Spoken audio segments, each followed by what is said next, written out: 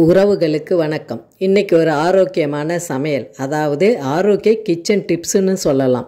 இப்போ நான் என்னுடைய டெரஸ் கார்டன்லேருந்து சேமக்கிழங்கு இலை, அதே மாதிரி இஞ்சி இலை, மஞ்சள் இலை இதெல்லாம் பறிச்சிட்டு வந்திருக்கேன். இதை வச்சு தான் நம்ம இன்றைக்கி ஒரு ஆரோக்கிய சமையல் குறிப்பு பார்க்க போகிறோம். அது எப்படி செய்யலான்னு பார்க்கலாம். இந்த இலைகளை வச்சு என்ன செய்ய போகிறோன்றது இல்லாமல் இதில் எவ்வளோ ஆரோக்கியன்றது தான் ரொம்ப முக்கியம்.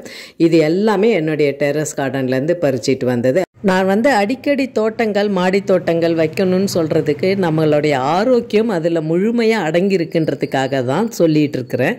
இட்லி தட்டு பயன்படுத்த போகிறதில்ல. அதுக்கு பதில் இந்த இலைகளை தான் இந்த கிளாஸில் வச்சு நம்ம இட்லி ஊற்ற போகிறோம். இதில் அவ்வளவு ஆரோக்கியம் இருக்குது. நம்ம மஞ்சள், அதாவது பசு மஞ்சள், சேமக்கிழங்கு, இந்த சேமக்கிழங்குல பகோடா கூட செய்யலாம். அது ஒரு நம்ம வீடியோவில் பார்க்கலாம். இந்த இலைகளை இந்த கிளாஸில் வச்சுட்டு நம்ம இட்லி மாவு ஊற்றி வைக்க வேண்டியதான். தட்டு கழுவணுன்ற அவசியம் இல்லை. அதே சமயத்தில் இது ஆவியில் வேகும்போது அந்த இலையில் இருக்கிற எல்லா மருத்துவ குணமும் அந்த இட்லியில் இருக்கும். சுவையாகவும் வாசனையாகவும் டேஸ்ட்டாகவும் இருக்கும். குழந்தைங்களுக்கெல்லாம் இந்த மாதிரி செஞ்சு கொடுக்கலாம். நம்ம இட்லி பாத்திரத்துக்குள்ளே போகிற அளவுக்கு இன்னமோ கிளாஸோ எதுவாக இருந்தாலும் பரவாயில்ல, இந்த இலைகளை வச்சு நம்ம செய்யலாம். இது ரொம்ப ஈஸியாக இருக்கும். இந்த சேமக்கிழங்கு இலையில் செய்யும்போது அந்த இலைகளை கூடி எடுக்க வேணாம், அப்படியே கட் பண்ணி கூடி நம்ம சாப்பிடலாம். இப்போ இந்த இலையை இது உள்ளே வச்சாச்சு. இது ஒரு ரொம்ப ஈஸியான மெத்தட். இலையை எப்படி வைக்கணும்னா, அந்த காலத்தில் நமக்கு மளிகை கடையில் பொட்டலம், நியூஸ் பேப்பரில் பொட்டலம் கட்டி தான் பொருட்கள் கொடுப்பாங்க. அது மாதிரி கோன் ஷேப்பில் செஞ்சு வச்சுட்டா ரொம்ப பெஸ்ட்டு. தெரியாதவங்க கூட ஈஸியாக செய்யலாம். அதே சமயத்தில் மாவு வெளியே வராமல் ஈஸியாக அதை ரொட்டேட் பண்ணி அப்படியே எடுத்துடலாம். நம்ம சுட சுட அப்படியே பரிமாறும்போது அவ்வளவு சூப்பராக இருக்கும். ஹாட் பாட்லாம் எதுவுமே தேவையில்லை. நம்ம சாப்பிட்ற வரைக்கும் இது இட்லி குண்டான்லேயே வச்சுருக்கலாம். சாப்பிட்ற சமயத்தில் உடனே எடுத்து அப்படியே இலையிலேருந்து எடுத்துடலாம். ஏன்னா ஆறணுன்ற அவசியம் இல்லை. சூடோடையே இருந்தாலுமே ஒட்டாமல், கிளாஸ்லேயும் ஒட்டாது மாவு. அந்த மாதிரி இட்லி வேக வைக்க முடியும். இதில் நம்ம இப்போ அந்த கிளாஸில் வச்ச இலையில் நம்ம இட்லி மாவை ஊற்றிடலாம். ஃபுல்லாக வழிய ஊற்றக்கூடாது. இட்லி எப்படி நமக்கு நல்லா உப்பி வெந்து வருமோ அதே மாதிரி இருக்கும். அதனால் ஒரு 3/4 பாகம் ஊற்றினா போதும். அந்த சைஸுக்கு அவ்வளோ பெருசாக இட்லி வந்துடும். இது மாதிரி டிஃப்ரெண்ட் ஷேப்பில் செஞ்சு கொடுக்கறதாலையும் குழந்தைங்க விரும்பி சாப்பிடுவாங்க. அதே சமயத்தில் இதில் மருத்துவ குணம், ஆரோக்கியமும் இருக்குது.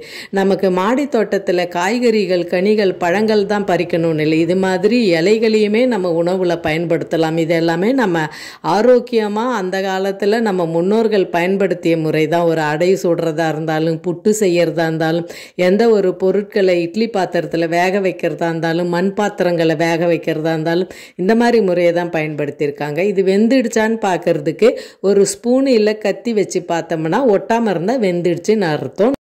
அடுப்பை ஆஃப் பண்ணிவிட்டு சாப்பிட போகும்போது நம்ம அதை எடுத்துக்கலாம். அது வரைக்கும் மூடி வச்சுக்கலாம். இந்த கிளாஸ் எந்த அளவுக்கு சூடு இருக்குது பாருங்கள். இருந்தாலுமே ஒட்டாமல் வரும். அப்படியே தட்டிட்டு இலையிலேருந்து எடுத்துட்டு சூப்பராக இந்த மாதிரி நம்ம குழந்தைங்களுக்கு கட் பண்ணியும் கொடுக்கலாம், இல்லை அப்படியே வச்சு சாப்பிடலாம்.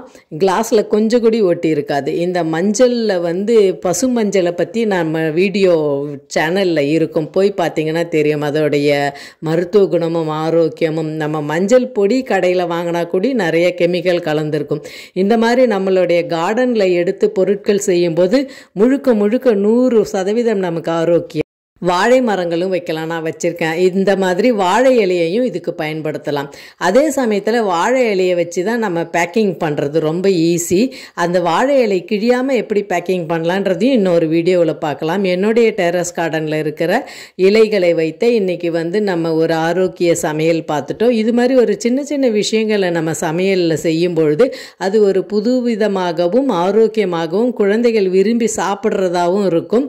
நீங்கள் இந்த மாதிரி ட்ரை பண்ணி பாருங்கள். முக்கியமாக கார்டனோ, டெரஸ் கார்டனோ வைக்கிறதுக்கு முயற்சி பண்ணுங்க.